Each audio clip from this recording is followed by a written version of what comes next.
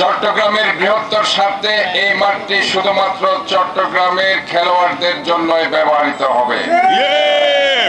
চট্টগ্রাম জেলা ক্রীড়া সংস্থা ঘোষিত এডক কমিটি বাতিল এবং চট্টগ্রাম স্টেডিয়ামরে 25 বছরলৈ বাফুফেরে লিজ দিবার সিদ্ধান্ত বাতিল চাইরে মানববন্ধন গজ্জে চট্টগ্রাম স্টেডিয়াম রক্ষা কমিটি।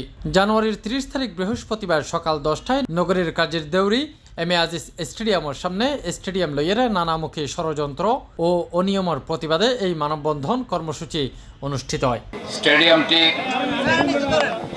সবসময় চট্টগ্রামের খেলোয়াড় প্রোডাকশনের জন্য একটা ফ্যাক্টরি হিসেবে কাজ করেছে।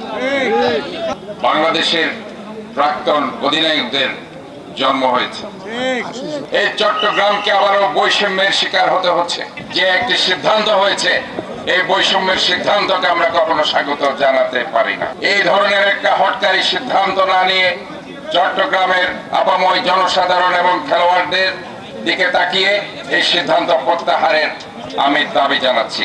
চট্টগ্রামের জন্য আরেকটা স্টেডিয়াম হওয়া উচিত। জঙ্গল শ্রীবাড়ি বিশাল জায়গা আছে, অন্যান্য জায়গায় খুঁজে সেখানে এখানে এই পরিবেশকে নষ্ট করার জন্যে এবং এই খেলাধুলার 32টি ইভেন্ট যারা আজকে খেলাধুলা করে তাদেরকে কোথায় যাবে, সেই জন্যই আজকে আমি প্রতিবাদ জানাতে এসেছি। মানববন্ধনত চট্টগ্রাম সিটি কর্পোরেশনের মেয়র ডাক্তার শাহাদাত হোসেন সহ চট্টগ্রামের ক্রীড়ামোদী ব্যক্তি হলে উপস্থিত আছিল। এ সময় তারা স্টেডিয়ামের নিয়ন্ত্রণ এবং এর ভবিষ্যৎ লইয়ে উদ্বেগ প্রকাশ করে। অনৈতিক, অযৌক্তিক অভিবেচক এবং কতিপয় স্বার্থান্বেষী ব্যক্তির যে ইচ্ছার প্রতিফলন, আমরা এটার চট্টগ্রামের সর্বস্তর মানুষ তার তীব্র প্রতিবাদ জানাচ্ছি। আমরা ক্রীড়া উপদেষ্টা এবং প্রফেসর ইউনূসকে আহ্বান জানাচ্ছি, অনুরোধ জানাচ্ছি, আপনারা কি বাংলা চট্টগ্রামের বৃহত্তর স্বার্থে আপনাদের সিদ্ধান্তগুলো পুনর্মূল্যায়ন করুন। চট্টগ্রাম আবার হারানো ঐতিহ্য বিভাগ। আমাদের এটা একটা আবেগের জায়গা। আমরা এই মাঠেই বড় হয়েছি, এই মাঠে খেলেছি, কিন্তু এই মাঠটা যদি চলে যায় আমাদের নেক্সট জেনারেশন কোথায় খেলবে? আমরা আশা করব এই মাঠটা যে ডিসিশনটা হয়েছে এটা একটা আন্তর্জাতিক ডিসিশন। ফুটবলের যে দিকে এই ফুটবল দিয়ে যদি শুরু করে, বাকি যারা যে বিভিন্ন খেলার লই অংশগ্রহণ করার ইতারা তো দিনে দিনে মাদকাসক্তি ঝুঁকিপূর্ণ হয়ে যায় বুকুই।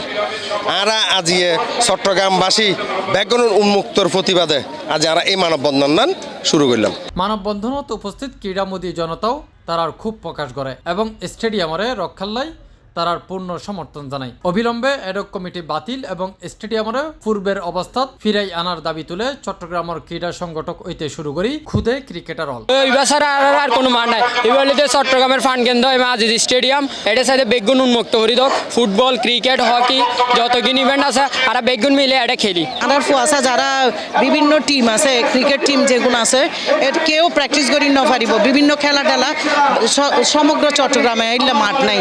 যারা এই সিদ্ধান্ত লইয়ে অচিরে এইবার বাতিল গরণ করিব আর আবার আগের মতো উন্মুক্ত করি দন করিব। ফুটবল যদি ফেলাই তো আর তো খেলি তাই তো না আর চাই 35 ইভেন্ট সবাই উন্মুক্ত করে দিও আর এরতুন ভালো ভালো প্লেয়ার উঠিব বাংলাদেশ ন্যাশনাল টিমত খেলিব আর আশা চাই।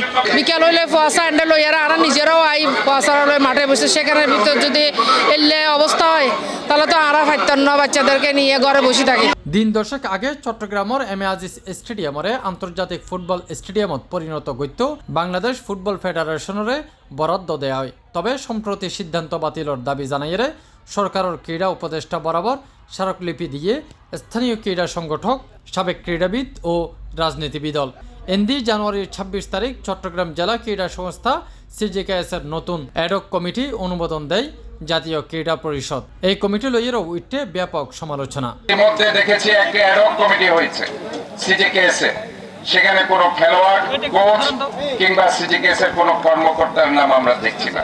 এটা আমাদেরকে অবাক করেছে, কারণ এই 43 ইভেন্ট পরিচালনা করার মতো তাদের আদৌ যোগ্যতা কিংবা দক্ষতা আছে কিনা আমাদের সন্দেহ আছে। সেই এডক কমিটির অনতি বিলম্বে বাতিল করার জন্য আমি বলছি। তাফহিম আলমগীর, C+ টিভি, চট্টগ্রাম।